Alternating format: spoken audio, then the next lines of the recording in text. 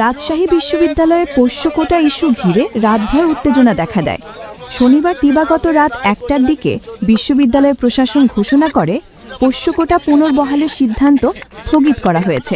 অস্থিতিশীল পরিস্থিতির কারণে প্রাতিষ্ঠানিক সুবিধা নিয়ে রাজশাহী বিশ্ববিদ্যালয়ের ভর্তি কার্যক্রম আমরা স্থগিত করছি এবং বিশ্ববিদ্যালয়ের সার্বিক পরিস্থিতি আমরা আগামী রবিবার 21শে সেপ্টেম্বর জরুরি সিন্ডিকেট সভায় আলোচনা করে আমরা সিদ্ধান্তে উপনীত হব। আপাতত আমি যে ব্যাপারটা নিশ্চিত করতে চাই,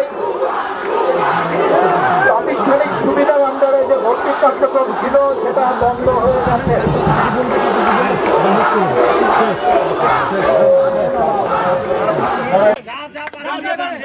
তবে এর আগে বিকেল থেকে শিক্ষার্থীরা আন্দোলন চালিয়ে আসছিল।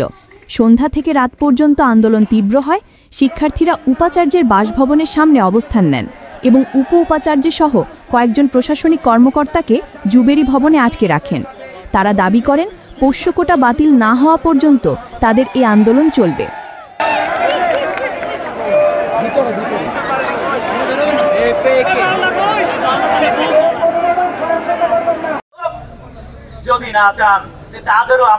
পরদিন রোববার সকাল 10টা থেকে কর্মকর্তা ও কর্মচারীরা পূর্ণ দিবস কর্মবিরতির ডাক দেন।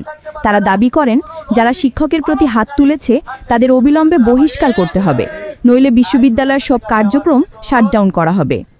তাই প্রশাসনের কাছে আমার বিনীত অনুরোধ, এই সব সন্ত্রাসী কর্মকাণ্ডে যে সব ছাত্র নামধারী সন্ত্রাসীরা জড়িত, আজকের মধ্যেই তাদের বিরুদ্ধে দৃষ্টান্তমূলক ব্যবস্থা গ্রহণ করতে হবে। এবং প্রিয় ভাইরা, আপনারা জানেন এখানে যে বিষয়টি বারবার আমরা বলতে চাই, আমরা কখনো ছাত্রদের মুখোমুখি নই। ছাত্ররা আমাদের ভাই, আমাদের ছোট ভাইয়েরা সেই বিশ্ববিদ্যালয়ে পড়ে, আমার মেয়েরা সেই বিশ্ববিদ্যালয়ে পড়ে, আমি তাদের বাবার মতো, তাদের বড় ভাইয়ের মতো। তবে এখনো ক্যাম্পাস উত্তেজনাময়। ছাত্র, শিক্ষক, কর্মকর্তা 3 দলের অনড় অবস্থান দেখা যাচ্ছে। প্রশাসন বলছে বিষয়টিকে সিন্ডিকেট সভার মাধ্যমে মীমাংসার চেষ্টা করা হবে। আর আন্দোলনকারী শিক্ষার্থীরা জানাচ্ছে তাদের দাবির বাস্তবায়ন না হওয়া পর্যন্ত তারা বাড়তি চাপ অব্যাহত রাখবে। ফারজানা ইতি, চ্যানেল 7 টিভি।